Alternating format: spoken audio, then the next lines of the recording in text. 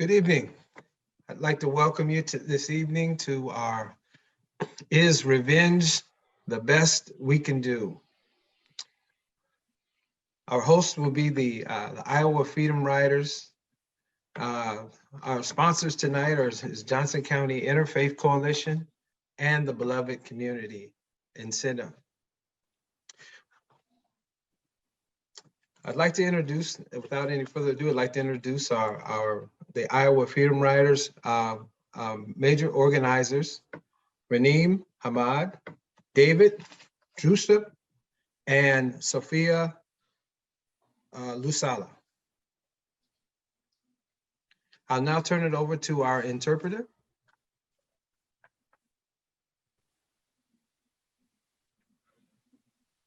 Thank you. Today's event will be conducted in English with live interpretation available into Spanish.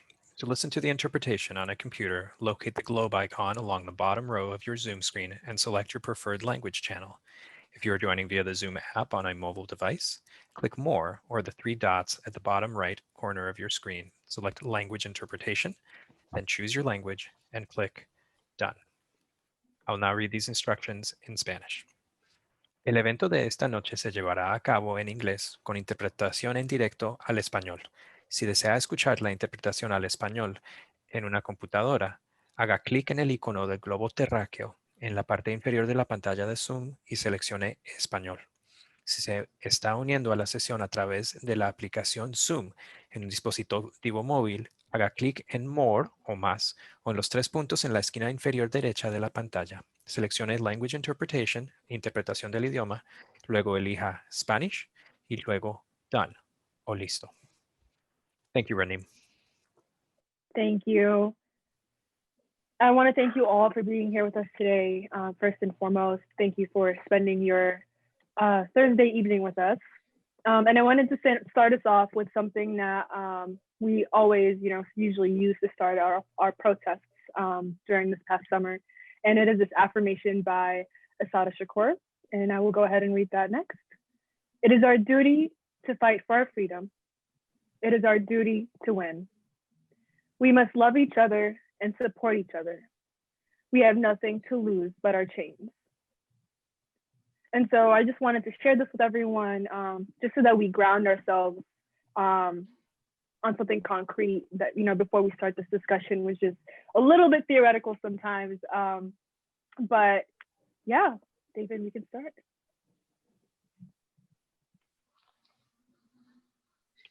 And so I guess in terms of introductions, since I already started talking, I'll continue. So my name is Raneem Hamad. I use she, her, hers pronouns. I am an organizer with IFR. I've been living in Iowa City for almost more than 10 years now, I think. I'm a rising senior at Columbia University studying human rights and public health. And yeah, I think that's it for me.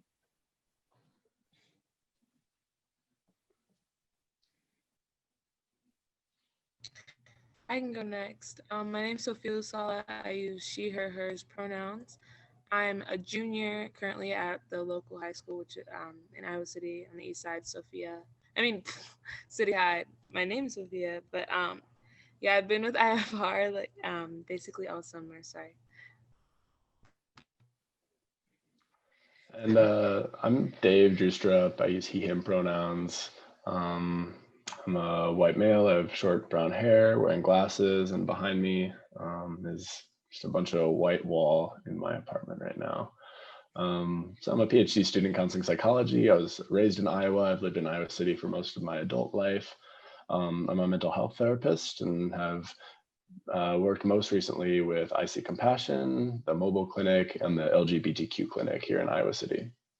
So as a white male in this work, I believe it's my role and the role of all white people really to support the work and take on some of the labor of the women and femmes of color who are fighting for the livelihood of the most marginalized. So the beautiful quote that Raneem just shared from Assata Shakur speaks directly to Black people. And I think we can all sort of take that in and learn something from that.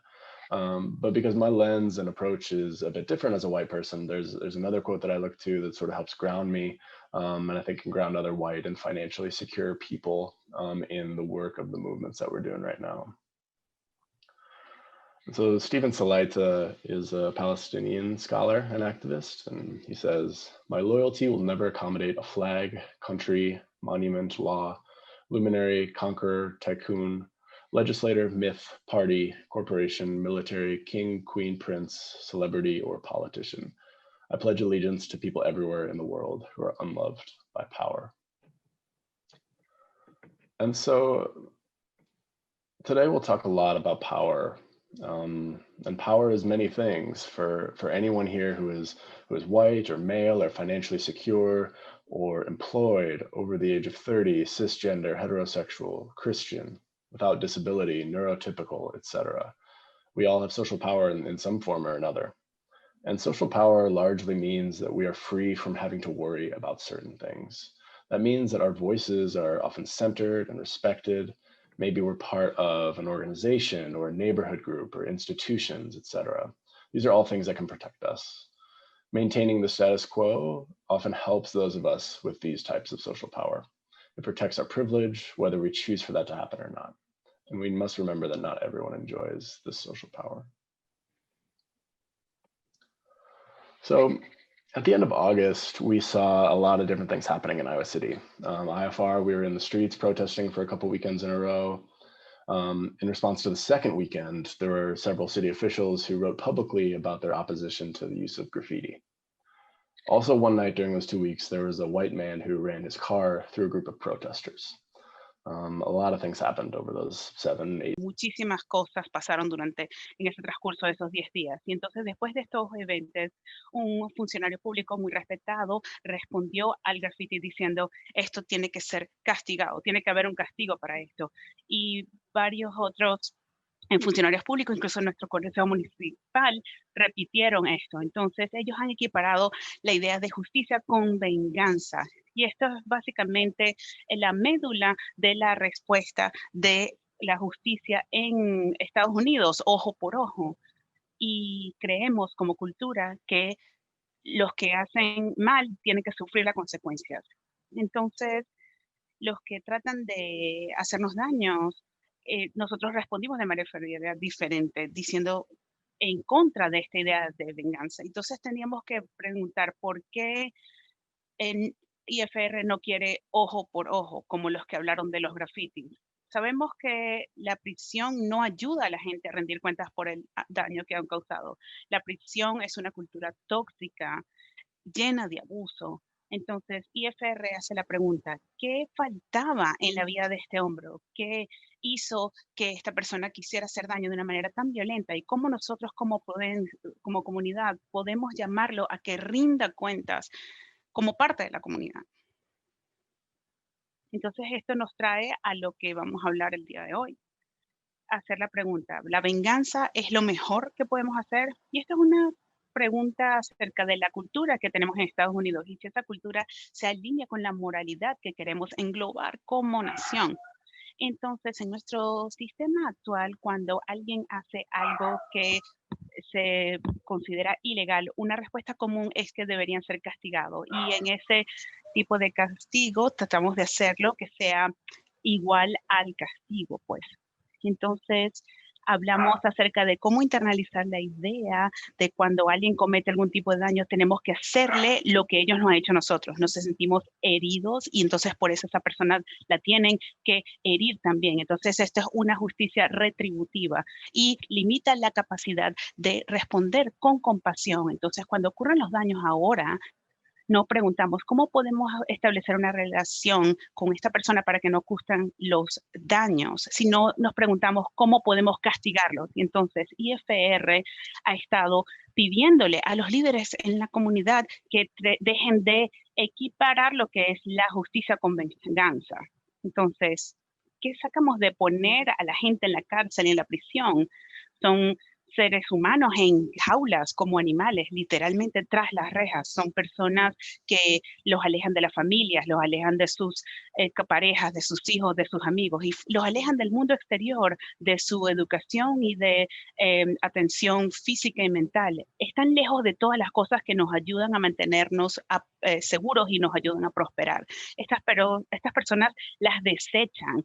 Esta idea de instalaciones penitenciarias son risibles por la cantidad, o sea, que no inspira ningún tipo de cambio y más bien lleva al mayor sufrimiento, tanto físico como psicológico. Entonces, cuando se comete un daño social, entonces hay esa noción de que se quiere cobrar venganza contra ellos. De hecho, debería tener un sistema donde no exista las cárceles ni las barras, pero como este sistema está buscando venganza, tenemos que buscar las alternativas. Ciertamente hay personas aquí que están escuchando y que no necesariamente quieren una cultura de perdón, les gusta la cultura de venganza. Se imaginan una cultura punitiva y está bien, esa es una decisión a nivel personal que puede hacer cada persona. Pero de vuelta a lo que decía Satoshi Shakur, nadie en el mundo, nadie en la historia ha logrado su libertad apelando al sentido moral de las personas que están oprimiéndolos.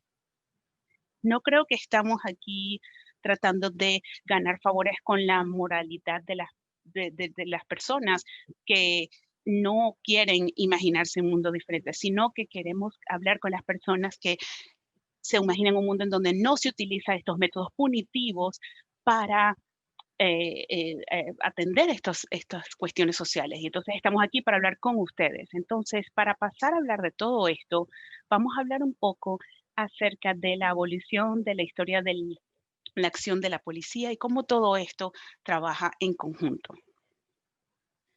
Entonces, en la historia occidental, la policía se ha desarrollado con el interés económico de los poderosos y a medida que fue cambiando el panorama económico del país, también la policía. Entonces, estamos hablando de los cambios en la seguridad pública y muchos de nosotros aquí el día de hoy quizás estemos familiarizados o conozcamos la idea y de hecho el hecho en sí de que la policía en Estados Unidos nació cuando los civiles de raza blanca tenían la tarea de retornar a los esclavos que se habían escapado. Y las fuerzas policiales británicas suprimían la resistencia social y esas personas luego fueron exportadas a Boston y básicamente estaban allí para aplastar al movimiento obrero y a las comunidades inmigrantes. Y entonces generalmente esos inmigrantes se organizaban y luchaban por sus derechos. Entonces la intención de la policía era básicamente aplastar las rebeliones, sobre todo rebeliones obreras. Durante Jim Crow, la policía sureña trabajaba con el KKK, con el Ku Klux Klan, para hacer cumplir las leyes de Jim Crow. Y la gente del norte tenían miedo de la migración hacia el norte porque pensaban que la gente de raza negra era inferior y utilizaban entonces el poder policial y otro tipo de discriminación en la vivienda para mantener a la gente oprimida. Entonces, después de Jim Crow, vieron programas federales que se enfocaban en líderes en los 60s o los 70s, que bien sea los asesinaban o los encarcelaban. Por ejemplo, un ejemplo de las Panteras Negras y en Iowa City también vimos esto al principio de nuestras protestas. Mason lo arrestaron debido a unos cargos que realmente no tenían fundamento y lo enviaron a la cárcel porque lo vieron como una amenaza. Y entonces la policía comunitaria, el cual es un concepto que no se entiende bien, va de la mano con la retórica de la ley y el orden que los republicanos establecieron en los 80 y que fue propagada por los demócratas en los 90. Entonces, la policía comunitaria habla de que se tiene que cambiar un poco la manera en que se está haciendo este trabajo y entonces la policía se ve más en la comunidad, en los vecindarios y en el centro, como lo hacen el día de hoy. Entonces, allí es cuando la policía empezaron a enfocarse en las comunidades de color y en los vecindarios pobres. Y entonces ese es el tipo de policía de las ventanas rotas. Entonces, antes de Jim Crow, esto no era tan importante porque el país era muy racista, pero después estábamos viendo que teníamos este problema, sobre todo cuando había el movimiento de los derechos civiles y el Partido de las Panteras Negras. Los departamentos de policías empezaron a invertir muchísimo dinero en las campañas de legitimidad policial. Entonces invertían mucho dinero en alcance comunitario para que pudieran de esa manera callar cualquier tipo de acusación de racismo. Entonces estas ramas de la policía eran como campañas de publicidad para convencer a la comunidad de que estaban allí para ayudarlos a todos. Y durante estos proyectos supuestamente de alcance comunitario, lo que hacía no ayudaba a la comunidad, sino que incrementaba la confianza que le tenía la gente de raza blanca a la policía. Entonces, estos municipios empezaron por esta razón a gastar más dinero en la policía y los alcances comunitarios, hay programas donde la gente de la comunidad se tiene que reunir con la policía y se reúnen y hacen asado y todo ese tipo de cosas. Y esto, si hubiera sido tan simple como simplemente reunirnos de manera social, lo hubiéramos hecho hace tiempo, pero esto es básicamente un pañito de agua caliente para resolver una situación. Entonces, la interacción de esta policía nada más reduce la violencia si la gente se considera a la familia, como si fuera el policía parte de la familia o parte de la comunidad. Y esto se supone que debería estarse trabajando para tener una relación más significativa con la policía. Entonces, en Iowa City se han gastado miles de dólares para tratar de hacer este tipo de programas, sobre todo incluyendo a un personal de tiempo completo en ese sentido. La policía estaba aquí para ver si querían hablar en este evento, lo cual me pareció bastante absurdo porque la policía de Iowa City tiene mucho poder porque controlan su presupuesto y controlan su narrativa. Entonces tienen la protección del Consejo Municipal. Entonces, cuando se trata de hacer un espacio como este seminario web, el tiempo y paciencia que se necesita para hablar de esto, trataron de suspenderlo. Entonces, por supuesto, es el resultado de dejar que la policía ejerza su discreción para poner presa a quien quieran. Obviamente ha generado este problema y también la guerra contra las drogas ha jugado un papel en todo esto y no tenemos suficiente tiempo el día de hoy, pero ha tenido efectos aquí en Iowa. Pero los que quieran aprender más, Michelle Alexander tiene un libro llamado The New Jim Crow y los que les gustan ver películas pueden ver el documental 13. Entonces, esencialmente, como país hemos decidido castigar crímenes o delitos pequeños en vez de enfocarnos en los delitos de cuello blanco que hacen más daño a mayor cantidad de personas. Entonces, estos hechos históricos que acabamos de exponer acerca de la policía no son solo anécdotas interesantes, pero es para demostrar que no se puede en la historia demostrar un departamento de policía que no esté actuando sistemáticamente para controlar a las personas de color. Los oficiales particulares pueden o no tener prejuicios. Es por eso que no funciona capacitación, porque la función básica de la policía es mantener el status quo, el orden social, en particular limitando la expresión o la libertad de expresión de las personas de color. Y la verdad hoy en día es que los policías no hacen lo que creemos que hacen. Por la tele o por las películas nos enseñan que es algo heroico de arrestar a los malos y proteger a las familias, pero la mayoría del trabajo es de patrulla y de parar choferes. El 95% de la actividad policial en Nueva York no tiene nada que ver con delincuencia. En muchos lugares tienen suerte los oficiales de arrestar a una persona por un delito grave en un año. y por los medios que nos llegan desde la infancia, de hecho, hay poca delincuencia y eso va en contra de la cultura de miedo que se ve en nuestra sociedad. Y cuando pasa algo, los policías, sobre todo si algo pasa en un área marginada, no resuelven bien los delitos. Me han dicho muchos que no ven en sus zonas los policías por la dirección que dan cuando llaman al 911. Y aunque grupos minoritarios o los policías aceptan denuncias por delitos que nunca van a resolver.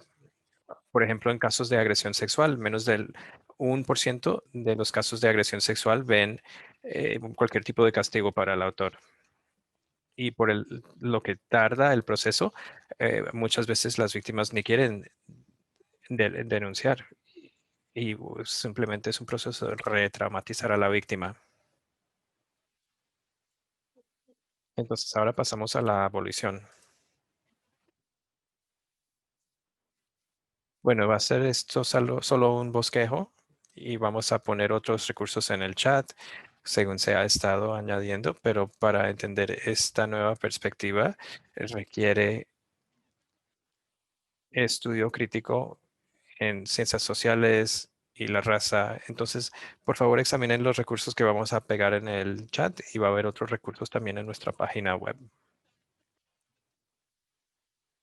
Bueno, los que apoyan el status quo nos han explicado que la abolición es anarquía donde no hay sistemas para seguridad, pero de hecho la abolición de hecho es un sistema, un movimiento social más robusto, centrado en los humanos. La abolición explica, plantea que la policía y las cárceles no son buena solución para los problemas sociales. Activistas a lo largo de la historia han abogado a favor de la abolición. Harriet Tubman, Frederick Douglass, muchos del partido del Black Panthers y Angela Davis, que es de las principales activistas modernas. Ahora, que es popular formar parte de este movimiento, la ideología de Black Lives Matter sí tiene abolición como fundamento. Entonces preguntamos, ¿queremos policía o queremos seguridad? Aunque no, nos han enseñado que la policía trae seguridad, no hay prueba que demuestre eso, ni menos por la experiencia que viven grupos marginados.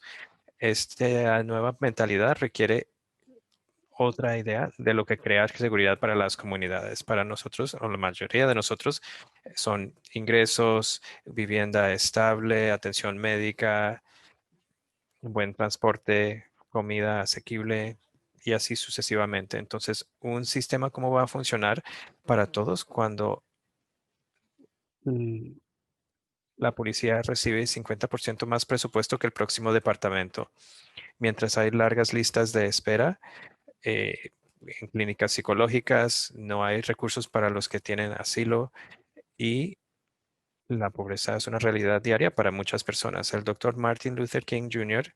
usó argumentos parecidos cuando arguyó en contra de la ley en Vietnam. El hecho de que gastaba tremendas sumas de dinero, dizque por seguridad nacional, pero veía en casa una pobreza profunda, dijo es él que era una desgracia moral.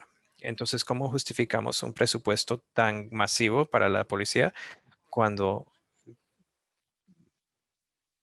semejante población que no es blanca, que no es adinerada, se siente hasta menos segura con ese sistema? Y es por eso que seguiremos diciendo quitarle presupuesto a la policía. Pero quitar el presupuesto no es ni siquiera la mitad del proyecto, porque reconocer que la policía solo existe para mantener el orden social preferido y no para proteger a los ciudadanos más vulnerables requiere crear algo que sí proteja a los ciudadanos más vulnerables. Kwame Curry dice que ser revolucionario es cuestión de estar constantemente erigiendo. Tenemos que fortalecer lo que va a proteger a la gente. vivienda, salud médica, atención médica, infraestructura y tener que financiar todo eso. Cuando consideramos las zonas adineradas en Iowa City, ya existe la abolición en estos lugares. No circulan por estos barrios los policías como lo hacen en comunidades con mayor proporción de habitantes de color. Y no lo hacen porque no hay, entre comillas, delincuencia. Y eso es porque los que viven ahí tienen buenos trabajos, buena atención médica, buena comida. El modelo de los suburbios demuestra que no es la policía que ayuda a la gente, sino los recursos y la oportunidad.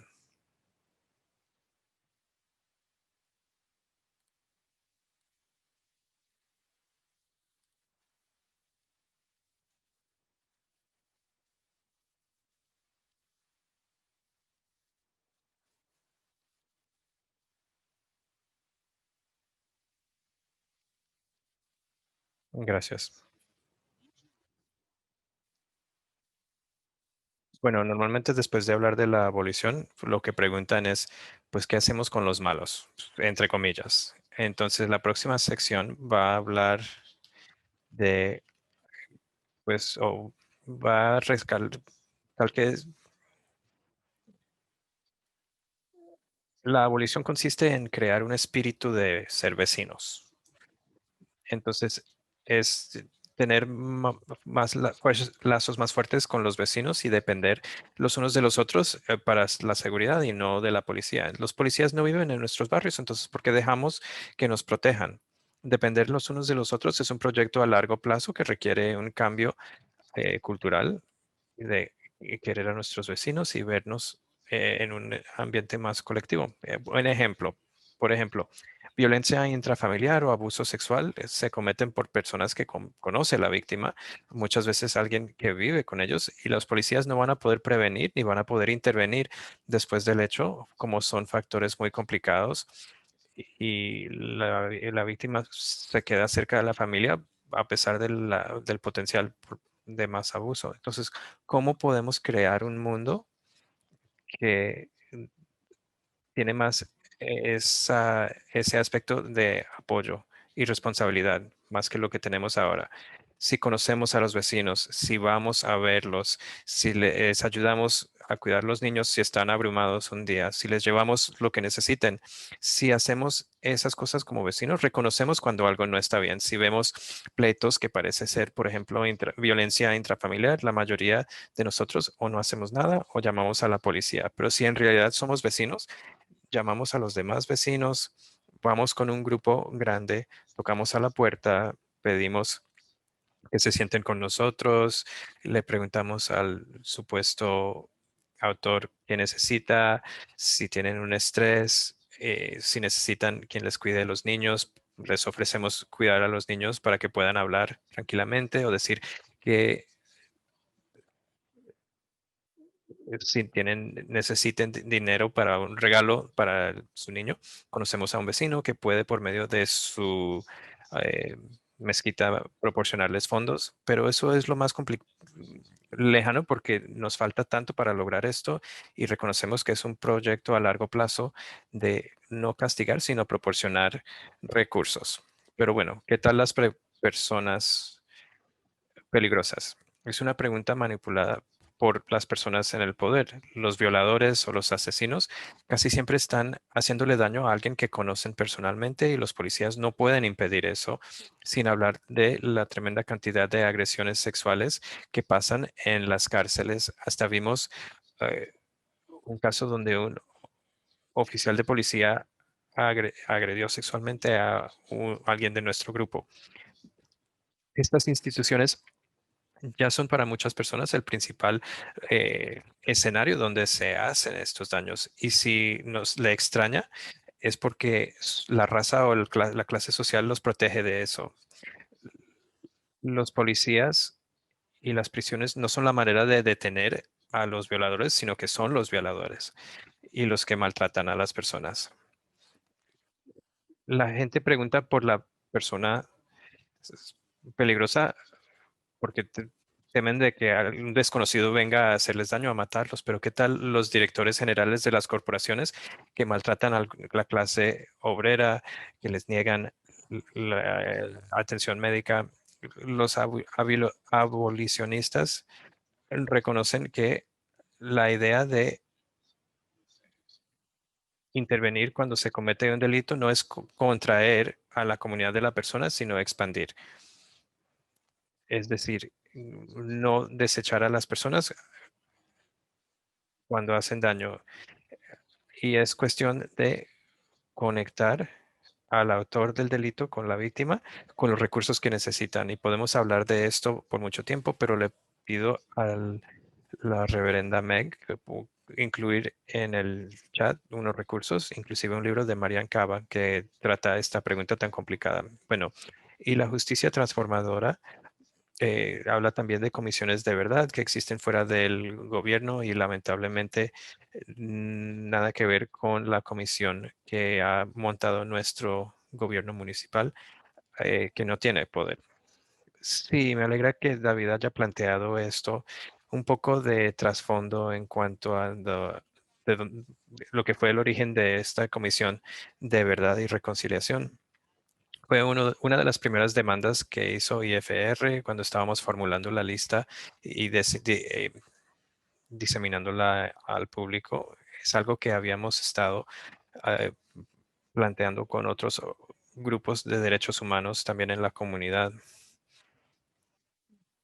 Y tomó mucho tiempo para que tomara la forma actual esa resolución, pero lamentablemente mucho lo que quería incluir IFR para asegurarse de que la comisión tuviera la independencia, el poder y la legitimidad que necesitaría para hacer el trabajo necesario, no se incluyó en lo que fue la resolución definitiva.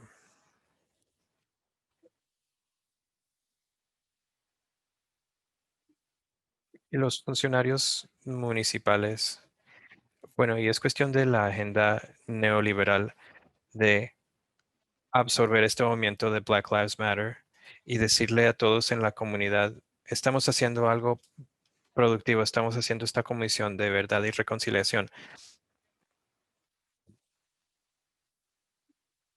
Pero para entender bien el efecto en cuanto al cambio sistémico, el lenguaje que queríamos que se incluyera no se incluyó para nada.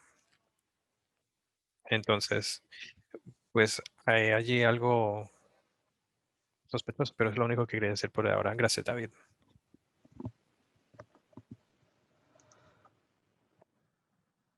Voy a pasar la palabra a Sofía.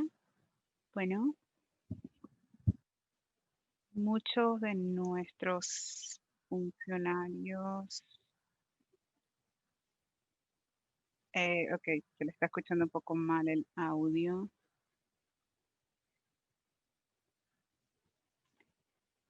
Muchos de ellos no entienden lo que significa la frase racismo sistémico.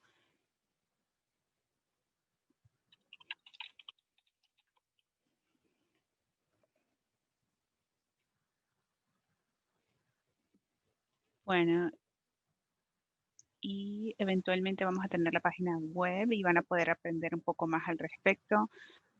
Disculpen a los que escuchan, pero está teniendo muchos problemas de audio esta ponente y no le escucho bien.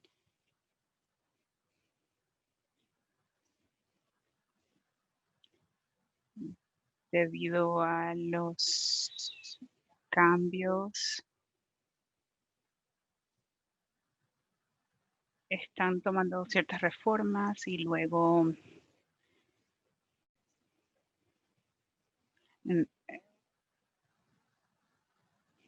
y un problema sistémico requiere una solución sistémica. Entonces hay que, si queremos hacer el cambio,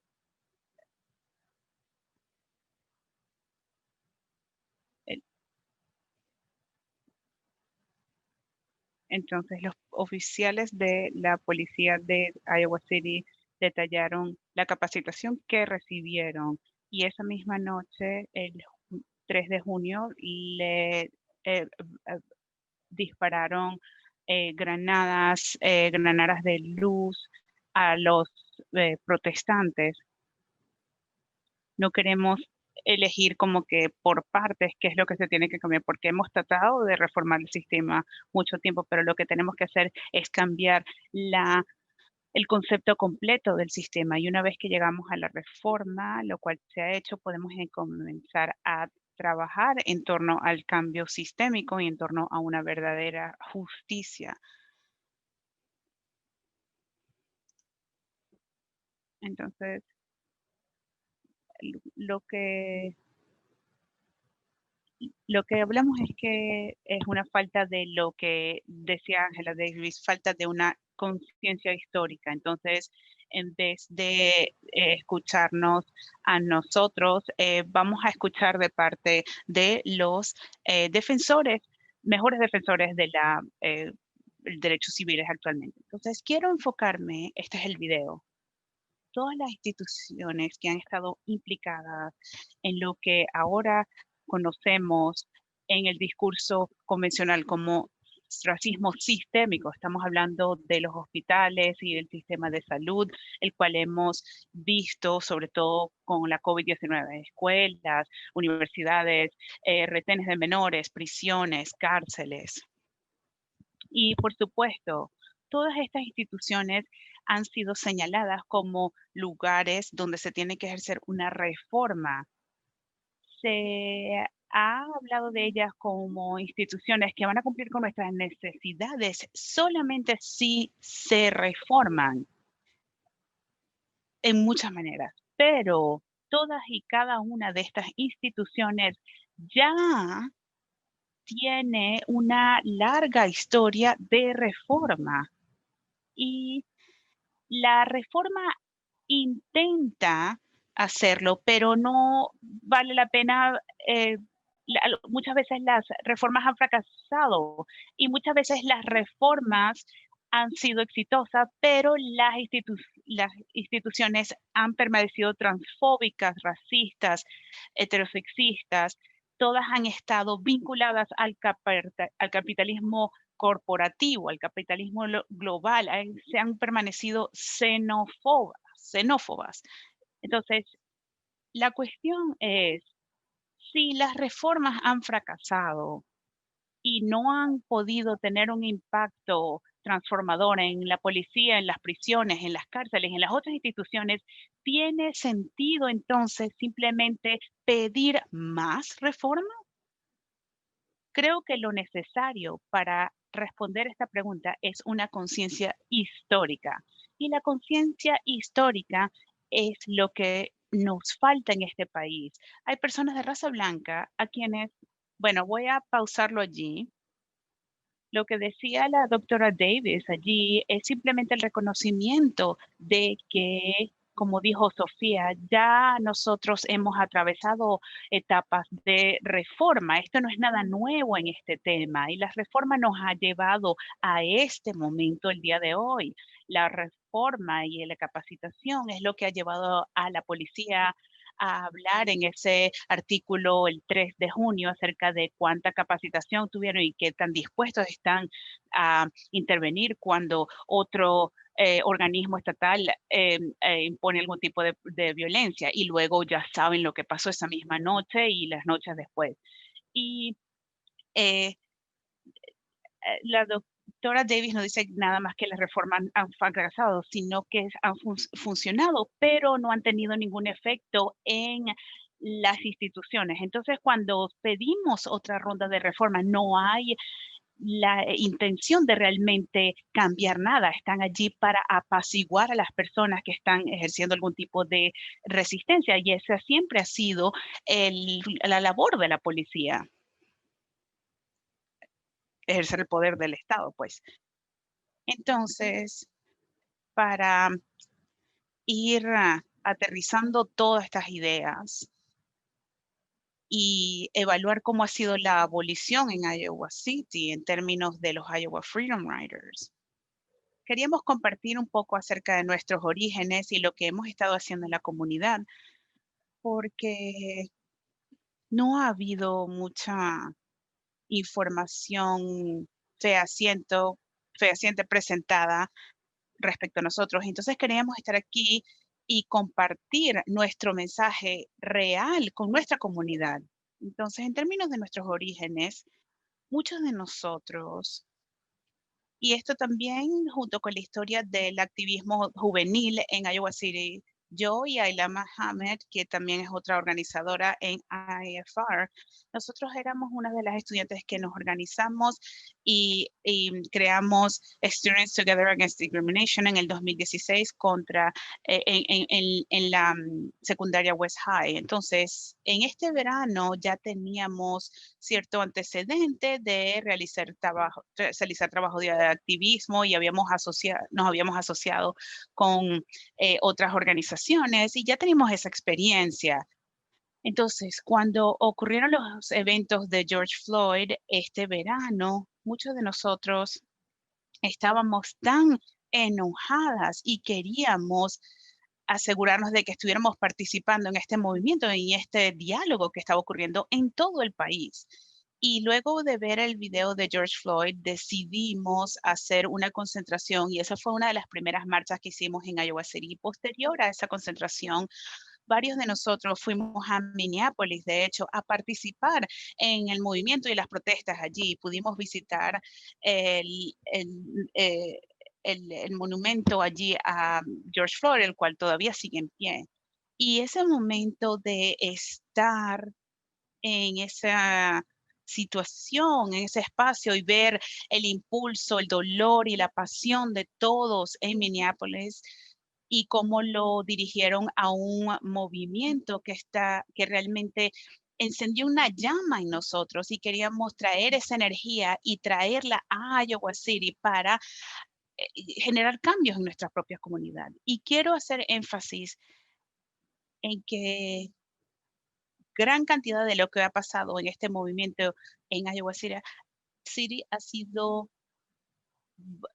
voces de gente de color, de raza negra e indígenas que han estado liderando, organizando protestas. Entonces, quiero destacar eso y reconocer sus esfuerzos y el dolor y el estrés y el miedo y todas las otras emociones a las cuales hemos estado sometidos por hacer este trabajo tan difícil y vulnerable. Pero sí, eso es un poco acerca de nuestros orígenes como organización. Entonces, en términos de nuestras demandas o lo que exigimos, puedo hablar de Sofía va a hablar un poquito acerca de la educación, ese aspecto educativo, pero estas no son todas las demandas porque la lista de todas nuestras demandas están en nuestra página web y en Instagram, las pueden encontrar allí, pero quería destacar que desde el principio sabíamos que teníamos que aprovechar la energía de todo lo que estaba pasando para realmente generar un cambio sistémico en Iowa City. No queríamos que nada más fuera una sola protesta y ya, que la gente liberara su frustración y luego la gente se fuera a casa y no surgiera nada de eso. Entonces, desde el principio, creo que como una semana o 2 semanas después de que empezaron las protestas, un par de integrantes de la comunidad querían apoyarnos y realizamos una lista de demandas que queríamos ver materializarse. Y entonces, básicamente, categorías de estas demandas. Son 5, sí, 5, pero teníamos las de en torno a la policía, en torno a la vivienda, en torno a la educación y la Comisión de Verdad y Reconciliación. Y bueno, no son las 5, pero bueno, alrededor de eso. Entonces, un par de nuestras demandas en torno a la policía, tenemos la demanda, en primer lugar, queríamos que el Departamento de Policía de Iowa City y el alguacil del condado Johnson que quitara todo el equipamiento militar. Queríamos que el Departamento de Policía publicara su presupuesto. También queríamos que los cargos que se le impusieron a los que protestaban, que se les desestimaran esos cargos y estas demandas específicas que realmente no ha avanzado mucho en términos de que el Consejo Municipal de Iowa City es la creación de un plan de vivienda asequible en Iowa City, retornando a la idea de que muchos de los problemas que enfrentamos realmente están arraigados de esta necesidad que existe de recursos en la comunidad que no tenemos. Y voy a dejar que Sophie hable un poco acerca de las demandas educativas. Sí, entonces, obviamente estaba alrededor de personas muy inteligentes, pero nos conectamos mucho en cuanto a que sí tenemos un sistema educativo, pero estamos privados de parte de él. Entonces, teníamos exigencias ante la junta escolar y todo me llamó la atención porque yo todavía estoy en secundaria y tengo la edad para cambiar este tipo de cosas, pero no queríamos simplemente eh, quitando cosas, eh, pero de manera superficial, queríamos raíz. Y entonces empezamos a reunirnos con personas y centrar nuestras creencias. Entonces queríamos hablar de la educación. Entonces una de nuestras demandas era implementar. Creo que era algo acerca de cómo expandir su propio programa. Entonces queríamos a los maestros de raza negra, indígena y gente de color que compartieran sus experiencias para de esa manera compartir más información. También queríamos un pensum de estudio antirracismo porque muchos estudiantes están privados de esto y están privando incluso a los chicos de raza blanca acerca de los detalles de la historia y van a crecer con esa noción incompleta. Entonces, gran parte de estas demandas era que el personal antirracista trabajara en, en las secundarias con planes de estudios antirracistas. Y básicamente estas son nuestras demandas en torno a la educación, bueno, las más importantes.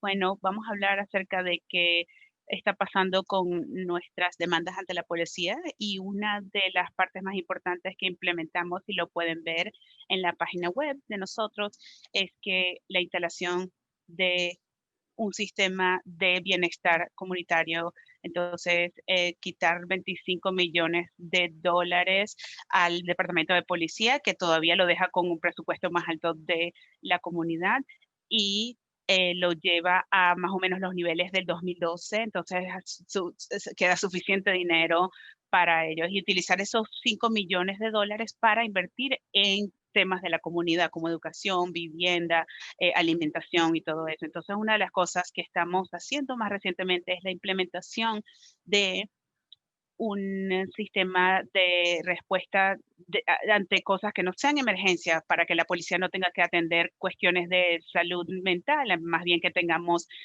profesionales y que puedan brindar recursos en vez de utilizar la fuerza policial para atender ese tipo de cosas. Entonces, esto es algo que estamos batallando y estamos trabajando y vamos a brindarles varios recursos al Consejo Municipal y seguir conversando con ellos para que estén en la dirección correcta.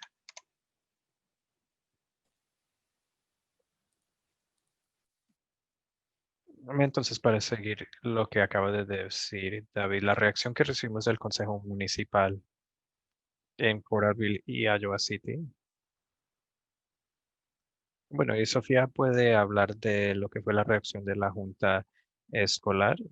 Pues hubo un contraste, ver la energía y la respuesta que recibimos de la representante de la Junta Escolar que quería hablar con nosotros de pasos concretos para realizar las demandas que teníamos. No hubo en ningún momento eh, tiempo en que no nos estaban escuchando. Desde un principio nos escucharon y eh, se esforzaron para formular un plan. Por otra parte, con el Consejo Municipal, desde un principio fue una batalla. Las personas estaban diciendo, los estamos escuchando y sí importan las vidas de los afroamericanos, pero tomando pasos que iban en contra de lo que decían. Entonces, en cuanto a las demandas en cuanto a la policía, para lograr un comité que hable con el Consejo Municipal de esto, hemos estado pidiendo eso desde hace meses y todavía no ha pasado. Entonces se ve mucha resistencia en cuanto al gobierno municipal con respecto a las demandas que tenemos en materia de la policía. Y Sofía, puedes hablar de eso en cuanto a tus experiencias y David también. Adelante, Sofía.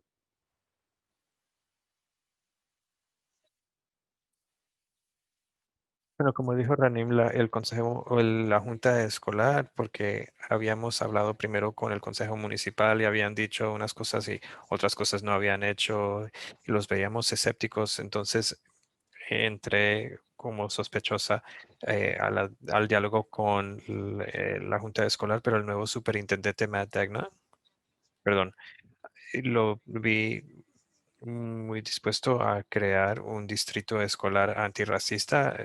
Desde ahí fue fácil, lo difícil fue procesar todo, pero según he visto, fue muy buena la reacción de la junta escolar. Cuando uno aborda organizaciones en la comunidad para intentar implementar algunas de estas cosas o llegar a formar una coalición o colaborar o buscar maneras de ofrecer seguridad y responsabilidad comunitaria de manera que no implique castigo, como se ve a mano derecha, los nombres ahí mm, se han demostrado dispuestos a colaboración y diálogo y es algo que nos da mucha esperanza y también se nota que nos valoran nuestra opinión y lo que podríamos aportar en la ciudad. Bueno, y quiero elogiar al Eastern Iowa Bond Project porque ellos han sido claves para apoyar a IFR y las manifestaciones en Iowa City desde un principio. Han apoyado o han sacado bajo fianza a tantas personas y ha sido una tremenda ayuda. Bueno, y la coalición Interfaith también nos abordó, nos están patrocinando esto esta noche y queremos tomar este espacio para reconocer eso en vez de decirnos, tenernos una lista de reclamos. Y sí tienen esa lista, pero así no nos abordaron. Dijeron cómo podemos apoyarlos y a sus proyectos. Ha sido una bella colaboración. Y de verdad, en nombre de todos digo que nos con mucha suerte encontrarlos. Entonces, volviendo al tema, hasta uno de los consejeros municipales dijo que no hay brutalidad policial en Iowa City. Una pregunta interesante es, pues, cuando pasó lo que pasó el 3 de junio, emitió esa declaración, como dijo David antes esa mañana, yo estuve ahí en el lugar de los hechos ese día y hasta la fecha tengo recuerdos, pues, que nunca perderé de la violencia y el dolor que vivieron tantas personas innecesariamente por parte de la policía estatal y municipal. Y más allá de la violencia policial que han visto los organizadores y los manifestantes a nivel personal, detuvieron a los manifestantes. Recuerdo cuando arrestaron a Matt Bruce, un oficial de policía me atacó físicamente cuando quería acompañarlo mientras lo estaban arrestando. Yo hablé de esos eventos durante la reunión del Consejo Municipal esa noche y poco caso tenía o tuvo a hablar de eso, pero quiero darles el contexto que cuando se pregunta si hay brutalidad policial en Iowa City, está borrando una comunidad entera de personas de color que viven tantas micro y macro agresiones a diario de la policía, de este estado policial que existe dentro de la ciudad. David y Sofía también pueden intervenir con lo que quieran.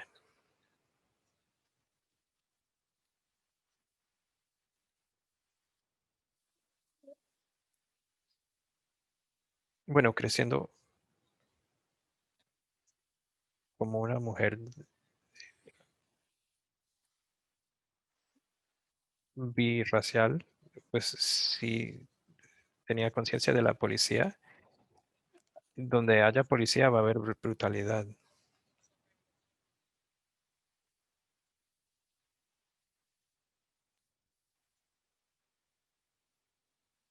Los policías, no se escucha ahora el audio. La primera vez que alguien me disparó fue por nuestro propio departamento de policía. aunque no se vea todos los días, si uno no lo vive, pregunta si de verdad pasa.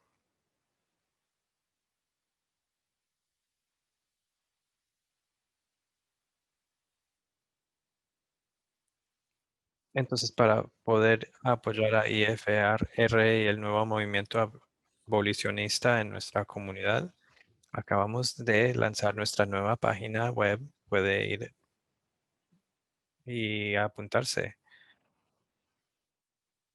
a nuestra lista de circulación y también solicitar eh, para unirse a IFR. Allí hay una solicitud. Somos un grupo muy pequeño y estamos intentando hacer mucho, pero ahí recibimos a quien quiera. Pero lo más importante es abogar a favor de esta causa en nuestra página web, en nuestra Instagram. Publicamos nuestras demandas para que la gente entienda cómo pueden abogar a favor de nuestras propuestas. Y David va a hablar ahora de lo que está pasando ahora en cuanto al apoyo que puede brindar la gente. Sí, gracias, Ranim. Lo que ha estado pasando últimamente, y lo mencioné un poco antes, en cuanto a las propuestas que ve el Consejo Municipal para cambiar cómo responden los policías ante llamadas por delitos no violentos, lo que he pedido es un sistema que despache a paramédicos, a profesionales de salud mental. Entonces, si llaman porque alguien está drogado, desorientado, o si hay problema de salud mental o una persona sin hogar, ahí no hace falta la policía. El 33% de los eh, que mueren a manos de la policía están teniendo un problema psicológico, y sabemos que los policías llegan a estas situaciones y cuando se les enseña a usar fuerza y no se les enseña compasión o provisión de recursos, eso no es lo que necesitamos. Eh, Queremos despachar también profesionales de salud mental. Eh, han- el Consejo Municipal ha solicitado una subvención que manda a un trabajador o trabajadora social con los policías, y esto es todo lo contrario a lo que estamos pidiendo. La policía todavía tiene la autoridad para decidir cómo utilizar la fuerza, cómo ejecutar la ley en estas personas, y pueden acudir a una llamada por alguien que está teniendo un episodio psicológico, y si llegan, ven en el cuarto un poco de marihuana y de repente ya no están ayudando, sino están ahí como oficial del orden público.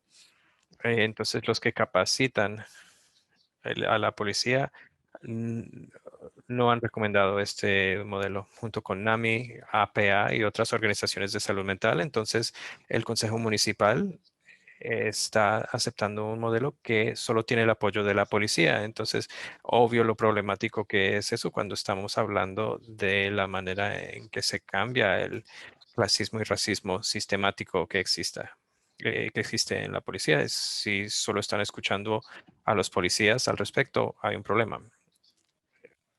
Y puede intervenir ahí a la gente abordando a los consejeros municipales, hablando durante las reuniones o llamándoles, dejándoles recado, y si tienen alguna pregunta acerca de lo que deben decir, siempre se pueden comunicar con nosotros.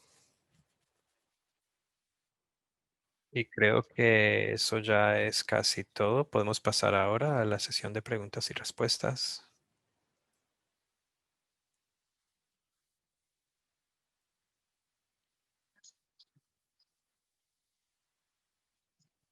Primera pregunta. La abolición, ¿qué tiene que ver con nuestro sistema actual de escuelas? No puedo hablar de eso.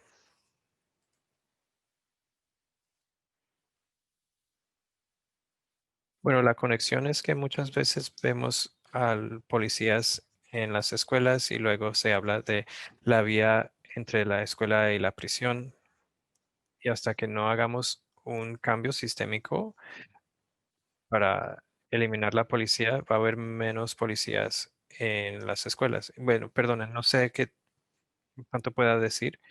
Yo, perdónenme, me estoy tropezando con las palabras, pero si abolimos los policías y tenemos policía comunitaria, habrá menos policías en las escuelas, menos personas, no hay tantas personas que se sentirán señalados. Y bueno, si alguien más quiere intervenir, perdónenme. No, Sofía, dices bien, sacar a los policías de las escuelas es una función clave de eso, pero lo que tienen que resolver los abolicionistas es cómo pasamos de un sistema que castiga a la gente a un sistema que da apoyo. Y es por eso que dice Sofía que es importante sacar de las escuelas a los oficiales de policía, porque los que buscan nuevas maneras de castigar a los estudiantes están haciendo la pregunta incorrecta. Tenemos que preguntarnos más bien qué necesitan estos estudiantes para triunfar en cuanto a su conducta, en cuanto a su rendimiento académico, y muchas veces eso es cuestión de dinero. Pues qué ridículo es tener a 30 estudiantes con un profesor o profesora. Con financiamiento adecuado, habría más profesores. Y fíjense que si eso se ve, desaparecen los problemas de conducta y ya no estamos teniendo esta conversación.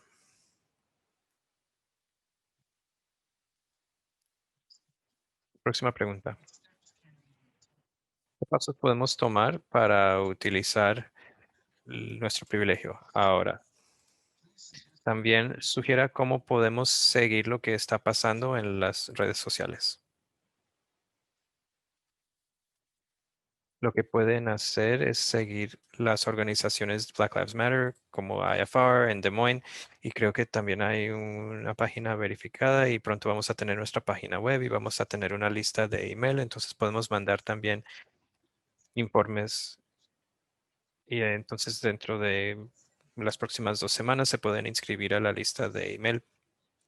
Pero también utilizando su privilegio ahora, muchas personas están en la escuela bajo cuarentena, y publicar en las redes y concientizar a la gente eh, es la mejor manera de intervenir, porque así uno puede cambiar la percepción que tiene la gente y así pueden implementar el cambio junto contigo.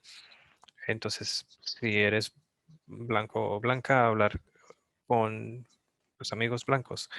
También concientizar, empezar a educar a tus hijos para entender bien las batallas que tienen las comunidades de color. Sí, excelente respuesta. O sea, a expandir tu círculo social y a tener esas conversaciones difíciles con la gente, porque no estamos acostumbrados a hablar acerca de la raza, sobre todo entre gente de raza blanca. Generalmente no tocamos ese tema, pero el no hablar al respecto es lo que ha llevado a esta falta de comprensión en torno al racismo.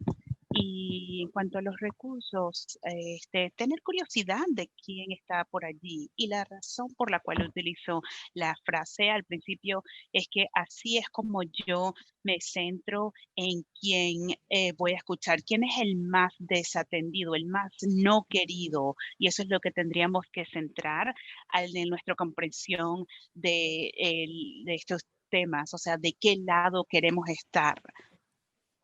Y acostumbrarnos a redistribuir los recursos como el dinero en primer lugar. Esto es algo que para mí fue un recorrido bastante difícil, el dejar ir del dinero al cual tengo acceso, bien sea mi cargo en la universidad o mi trabajo, es como que bueno, puedo ir a las protestas y a estar en la calle, pero el donar esa partecita de mi sueldo, batallo con eso, pero es muy importante porque hay que entender que el racismo y el clasismo nos está dando recursos que no ganamos, y parte de utilizar nuestro privilegio es redistribuir esos recursos justamente. Y lo mismo con el tiempo, o sea, con quién estamos tratando de trabajar y en quién invertimos. Si tenemos tiempo extra, vamos con la gente del DVIP y le preguntamos cómo podemos ayudarlos, o vamos al refugio a ver cómo los podemos ayudar y si pudiéramos dar los recursos para el invierno, bien sea a personas que no tengan el dinero o el tiempo. O sea, todos tienen un papel en este movimiento, bien sea donar o bien sea dar tiempo. Y la pregunta siguiente es si el Consejo Municipal, el problema es que no están escuchando las demandas de quitarle presupuesto a la policía. ¿Qué ideas tienen ustedes para lograr que les llegue este mensaje? ¿Y qué parte juegan, qué papel juegan las protestas en este sentido? Bueno, incluso antes de que dijeras lo segundo, estoy hablando de las protestas. Cuando no nos escuchan en las reuniones, por eso es que salimos a protestar. Y cuando vamos a tratar de cerrar las calles, no es porque seamos locos que queramos que nos golpeen los carros y que nos atropellen. Estamos allí porque queremos cuando estamos afectando ese flujo de dinero, y entonces allí es que juega el papel las protestas, porque cerramos las calles, cerramos estos negocios y entonces la gente te empieza a escuchar cuando afecta su dinero. Entonces cuando empezamos a alterar el problema o el flujo del dinero, entonces ahí sí nos van a empezar a escuchar, cuando empezamos a alterar eso. Sí, esa es la función justamente del gobierno, es tratar de consolidar a las personas que tienen voz e influencia, gente que tiene poder. Entonces, cuando personas que se están resistiendo al sistema opresor y alzan la voz, entonces el sistema que existe empieza a entrar en pánico y alterarse. Entonces, para poder tener voz, para poder estar en la conversación, tenemos que interrumpir y disrumpir, causar esta disrupción. No es una locura como tal cual como les estaba explicando Sofía. Esto está centrado en la manera en que la gente ha estado protestando por décadas, por siglos. La manera que estamos protestando es bastante calmada en relación con lo que otros movimientos sociales en la historia de este país han hecho, pero es para obtener esa atención, para alzar nuestra voz, porque si no hacemos eso va a ser la misma cámara de ecos de 10, 12 personas que estén en el poder, porque la policía y los sistemas siempre van a escuchar su voz, y las organizaciones que han estado establecidas por mucho tiempo, gente que tiene el privilegio de ir a las reuniones de las reuniones municipales, siempre les escuchan su voz. Entonces, lo que estamos tratando nosotros es alzar las voces de quienes no tienen ese privilegio y quienes no se escuchan la voz. Creo que había otra parte de esa pregunta. ¿La había, Pastor? Ah, bueno, no, ya pasó aquí. Pero fue una buena pregunta. Bueno, vamos a ir a la siguiente. La pregunta es, ¿cómo podemos agradecerles? Mi única pregunta es cómo podemos agradecerles a todos ustedes. Ustedes están haciendo un trabajo excelente y me emociona apoyarlos en cualquier manera que pueda. Disculpen que tengo que irme, tengo que ir a otra reunión. Ah, bueno, ok. Vamos a la siguiente pregunta. No fue realmente una pregunta. Pero si pudiéramos responder a esa. No nos deberían dar las gracias, estamos haciendo el trabajo necesario, es básicamente por supervivencia, lo tenemos que hacer para darle una mejor vida a nuestros hijos, y tenemos que mejorar esto, es nuestra obligación, de hecho. Y creo que gran parte de este trabajo, para mí, no me des las gracias, sino más bien participa en el trabajo, ponte a trabajar también, porque no hay suficientes de nosotros llevando a cabo este trabajo. Entonces, mientras más personas tengamos participando activamente de cualquier manera, bien sea enviando correos al Consejo Municipal o enviándoles cartas o ir a conectarse a la reunión en Zoom, simplemente crear o ser parte de ese espacio de la conversación pública y exigir nuestras demandas, lo que quiere la comunidad y lo que queremos implementar a nivel comunitario. Sí, para la gente de raza blanca, la gente que tiene seguridad financiera, donde veamos nuestro privilegio social, hay que comprender que esto tiene que ser más básico, el buscar la justicia y apoyar a las personas que no se han beneficiado del poder, tiene que ser nuestra imperativa moral. Entonces, si lo estuviéramos haciendo por gratitud o para sentirnos bien, entonces no lo estamos haciendo por las razones correctas. Entonces, ese sentimiento me hizo sentir bien, así que bueno, gracias. Igual. La pregunta siguiente es un poco larga, entonces la voy a leer. Soy de todas varias generaciones de personas militares y policías. Entonces sí hago amigos con los policías. Entonces he estado en contacto con 4 de mis amigos policías en Chicago y siempre les pregunto, ¿por qué los policías buenos no denuncian a los policías malos? No me responden.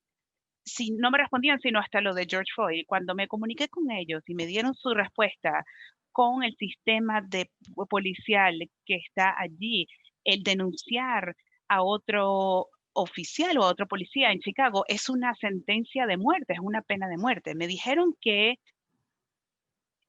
la policía supervisara lo que hiciera la policía no es algo posible. La única manera en que los buenos policías pueden denunciar a los malos policías es tener una junta de revisión ciudadana que tengan derechos legales absolutos a todos los récords policiales, los informes forenses y todos los récords de personal de la policía, y que tengan la responsabilidad de proteger el no anonimato del oficial de policía que quiera hacer una denuncia contra otros oficiales de policía. ¿Qué piensan? Sí, yo definitivamente estoy de acuerdo que no se puede supervisar o ver qué está haciendo la policía. El sistema no funciona así. Y en cuanto a las demandas de Liga de Ferrera, era fortalecer la Junta Ciudadana que tenemos actualmente en Iowa City para darle más poder, porque actualmente como está no tiene suficiente poder en términos de, bueno, que sea un poder a nivel sistémico. Entonces, también creemos que al fortalecer este tipo de juntas ciudadanas, pudiéramos tener diálogos eficaces acerca de cómo supervisar a la policía, pero hasta que ocurra esto, no hay buenos policías y malos policías. Todos los policías son malos porque están funcionando dentro de un sistema que no funciona bien. Entonces, no sé si alguien más quiere agregar algo, Sofía. Eh, ¿Tienes desactivado el micrófono, Sofía? Ah, respondiendo una pregunta por aquí. Bueno, sí, algo complejo. Han compartido esto porque estamos hablando de los policías como individuos, no estamos hablando de ellos individualmente como personas malas, como humanos o seres malos, como personas, sistema que ha sido sumamente dañino a personas que no tienen poder. Entonces, el mundo imagina espacio para, comillas, los buenos en este espacio, pueden, pero tienen que dejar policía, porque nos preguntan, bueno, ¿qué pasa con los policías que tienen excelente relación con los indigentes en Iowa City? Entonces decimos sí, si pudiéramos utilizar ese conocimiento y esas relaciones sin tener que utilizar ese poder de la placa del policía, entonces pudiéramos avanzar hacia ese mundo que nos imaginamos. Y con respecto a la otra pregunta acerca de la Junta Ciudadana, Sí, como dijo Ranim, ellos hicieron ese trabajo, estuvieron impulsando esa institución y actualmente la Junta Ciudadana está hablando acerca de algunos cambios que pudieran generar en la comunidad, pero incluso la mayoría de los integrantes de la Junta Ciudadana no quieren empoderarse mucho, sino que están tratando de ser con mucho cuidado, para tener mucho cuidado para no ganar mucho poder. Hay dos personas que están luchando mucho para ampliar el poder, pero hay tres personas que son partes de la Junta que no quieren realmente cambiar el statu quo y no quieren ganar mucho poder. Y una Junta Ciudadana sin poder no es eficaz. No hay manera de supervisar a la policía porque tienen grandes protecciones legales. Por ejemplo, la inmunidad calificada. Búsquenlo en Google, inmunidad calificada. Y entonces ahí se van a quedar sorprendidos de lo que están protegidos, lo mucho que están protegidos la policía. La próxima pregunta, ¿tienen ejemplos de programas de policía comunitaria establecidos como prueba o prueba de concepto? Bueno, pastor, eso me hizo recordar lo que la otra persona la otra pregunta de otra persona. ¿Y qué hacemos si el Consejo Municipal no apoya este proyecto? Entonces, este es un proyecto más a largo plazo y yo no quiero utilizar esa frase de policía comunitaria y no voy a hablar de la semántica de todo eso, pero estoy pensando que esta persona está hablando de una alternativa comunitaria a la policía, y pudiéramos hablar después, pero voy a buscar los nombres de otras comunidades, pero ocurre mucho en Oakland, en Sacramento, en muchos lugares en California, porque lo que han hecho es organizar como unos sistemas de respuesta comunitarios donde tienen su propio teléfono, número telefónico, no hay que llamar al 911 y vienen con sus grupos de respuesta, personas capacitadas para atender temas de violencia intrafamiliar o que pueden atender todo tipo de llamada y atienden a las personas con sus pares, con sus vecinos, con profesionales de salud mental. Entonces, ¿qué necesitan en este momento? Es lo que preguntan cuando van a atender una situación. Entonces, ese es el equipo que tiene que llamar y tiene que conocer el número telefónico, pero lo han tenido por mucho tiempo, las comunidades que lo han tenido establecido por mucho tiempo les encanta. Y esta cuestión de abolir es cuando tu vecino viene a tu casa y algo te ocurre y te pregunta qué necesitas. Cuando acudimos mutuamente a nosotros, a nuestros vecinos para atender estas cuestiones sociales en vez de llamar a las fuerzas estatales y a las personas que tienen el derecho de imponer violencia contra nosotros. Entonces, este es el cambio de concepto que tenemos que tener.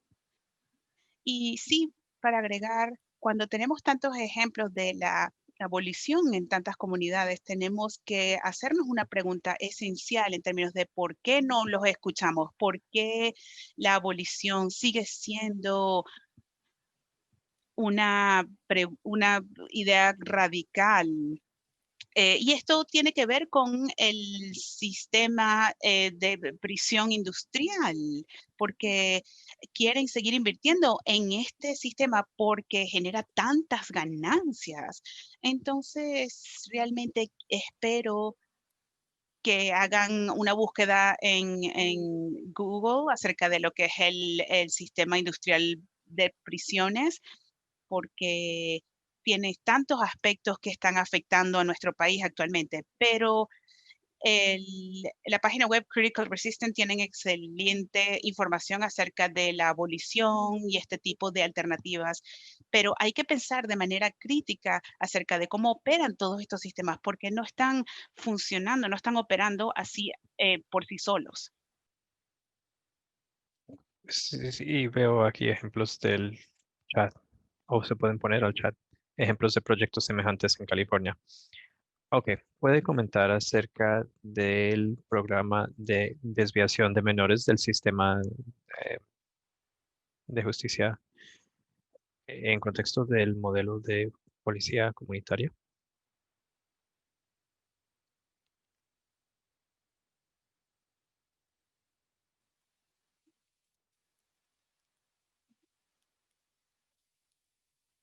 No hay nada más.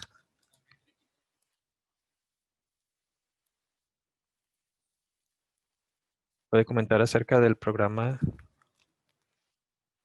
de desviación de menores del sistema de justicia en contexto del modelo de policía comunitaria.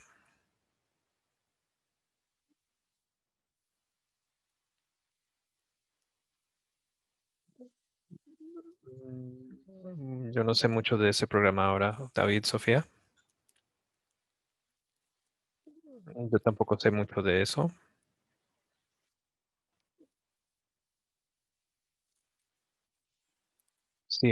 Si la persona que puso eso quiere hablar con nosotros para profundizar eso, si hay manera de implementar eso en nuestro trabajo o tenerlo en cuenta. Bueno, próxima pregunta.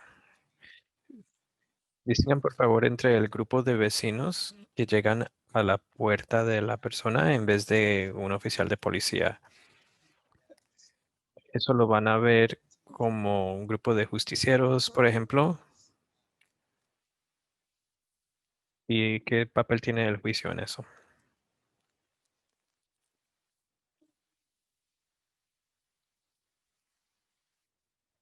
Bueno, esa parte del proceso de justicia transformadora es muy complejo y toma mucho tiempo. Eso no es algo que se pueda hacer mañana y tiene que haber participación.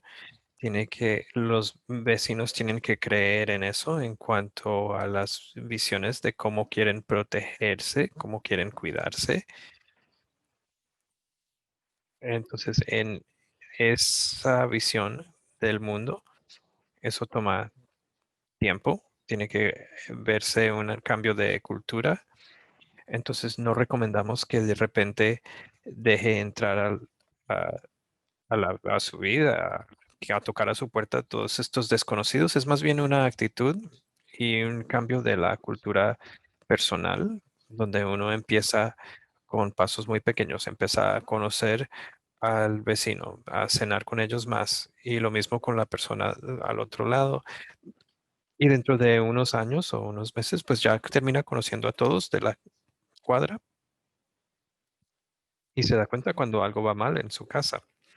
Entonces, cuando está pasando eso, ya tiene acceso a nuevos recursos que le brindarán la seguridad que normalmente asociamos con la policía. Y esa es la respuesta más básica. Pues no vi si pegó Meg en el chat ese libro por Mariam Cava, pero ese es muy buen recurso. Hay otro libro que se llama Mutual Aid que escribió Dean Spade. Dean Spade es muy erudito acerca de esto, pero también queremos hacerlo de manera segura o permitir que lleguen a nuestra puerta justicieros, pues es cuestión de crear un círculo de personas de confianza.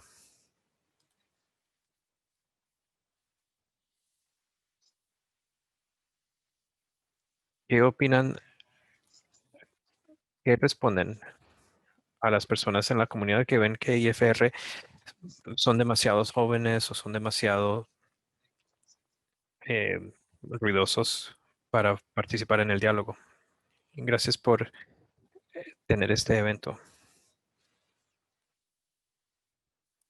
Si nos pueden disparar los policías, si nos pueden matar los policías, si nos pueden discriminar, tenemos la edad necesaria para participar en el diálogo.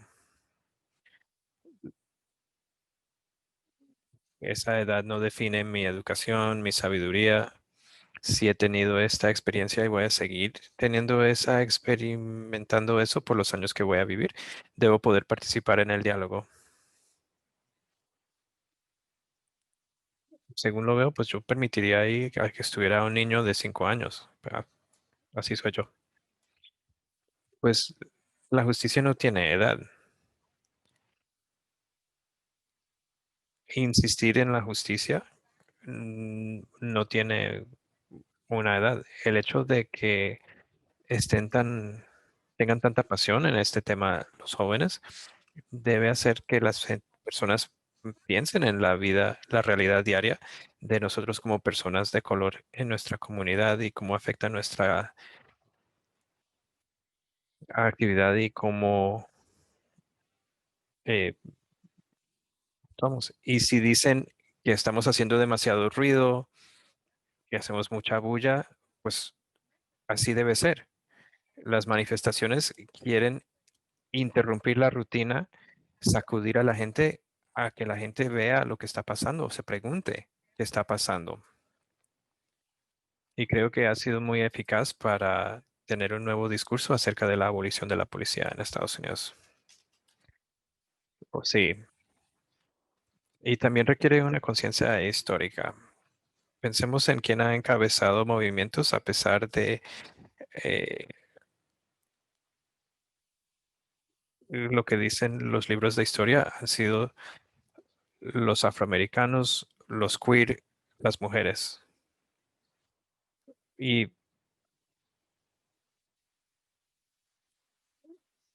ahí es importante entender las capas de opresión, porque como la doble conciencia que mencionaba W. B. Du Bois, los que tienen opresión tienen que entender el mundo según su perspectiva y también la perspectiva de sus opresores.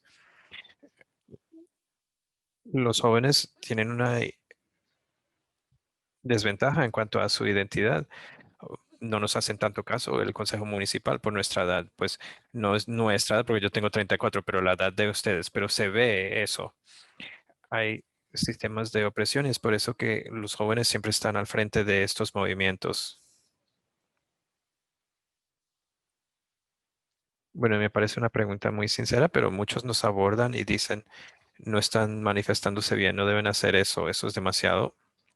Y mi respuesta es que si estamos respondiendo y solo de maneras que hacen cómodos a los blancos, algo está mal.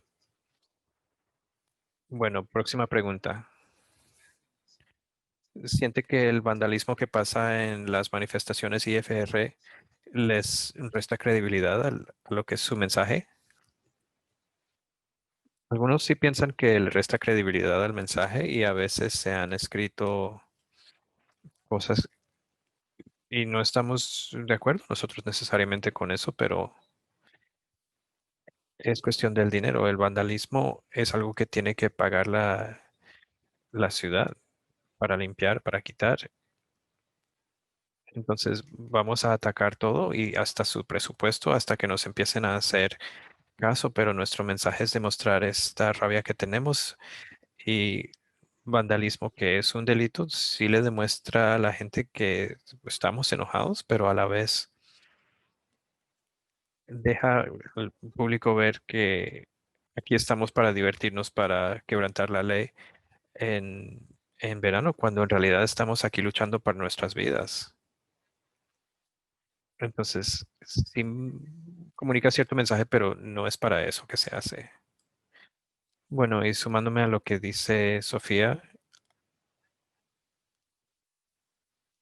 es un medio, por el medio, es una manera de expresarse los jóvenes, de expresar todo lo que está pasando y que sobre los cuales, sobre lo que no tienen control. Y se ve el patrón de lo que ha pasado en el vandalismo. Es inmediatamente después de inacción del Consejo Municipal cuando ignoran nuestras demandas. Y yo sí lo veo como manera de autoexpresión y la decisión de la ciudad de penalizar eso, satanizar eso y decir que estos jóvenes están pintando toda la ciudad es manera de silenciar y borrar el mensaje. En vez de preguntar por qué están haciendo estos jóvenes esto, como dijo David, es una manera de verlo como es punitiva. Y lo que está diciendo ahí Ranim, así lo han visto los líderes de derechos humanos desde siempre. Martin Luther King, que es una figura popular utilizada mucho por los líderes blancos, no lo entendemos bien y habla mucho de esto. Su último libro sacó en el 67, se llamaba ¿Y de aquí a dónde vamos? Y también habla de la conciencia, él habla, trata el tema también desde la cárcel, desde perdón, carta que escribió desde la carta de Birmingham. Los blancos imaginan una transformación bonita a un mundo de justicia. Y en el momento de Martin Luther King no era vandalismo, era quebrantar eh, vitrinas en tiendas, pero no preguntó por qué está haciendo la gente, no se fija en los actos de ese levantamiento, sino el motivo, porque enfocando eso, los actos, es suponer que no están manejando su opresión adecuadamente y que ustedes lo van a hacer mejor. Y es lo que hicieron las consejeras municipales cuando escribieron editoriales acerca de el graffiti. Podemos preguntar por qué están haciendo los jóvenes o preguntar también si el contacto policial es la mejor manera de abordar el tema de los jóvenes. Si está preguntando por qué el graffiti, y en vez de preguntar por qué encerramos a los sexodiversos jóvenes por pintar un edificio, los desafío a tomar un paso atrás y ver si de verdad quieren defender esa posición moral, porque importa el orden en el que se hacen esas preguntas, según James Baldwin, Assata Shakur, el Dr. King, todos han hablado de eso. Y hemos publicado un artículo de opinión, un editorial, donde el Consejo Municipal, nosotros compartimos nuestro punto de vista en torno a lo que pasó y, y bueno, si les da un poco más de detalles al respecto. Bueno, parece que ya es hora de ir cerrando la sesión el día de hoy. Espero, en primer lugar, quiero darle las gracias a IFR, Iowa Freedom Riders, por darnos una excelente explicación de lo que están haciendo, de cuál es su postura. Creo que las preguntas estuvieron excelentes y estamos ansiando ver el excelente trabajo que surge de su organización. Y sí había una última pregunta que y hay información de contacto disponible en la página web de IFR para los facilitadores del día de hoy. ¿Hay información de contacto de parte de ustedes? Yo creo que no hay información de contacto específica, pero nuestro correo electrónico de Iowa Freedom Riders está disponible. Y también siempre nos pueden enviar mensajes directos por Instagram para comunicarse con nosotros. Y también estaremos aquí nuevamente el domingo a las 4 de la tarde. Muchísimas gracias a JCIC, de verdad que les agradecemos muchísimo y como la disposición de trabajar con nosotros, así que muchas gracias por organizar este evento. Muy bien.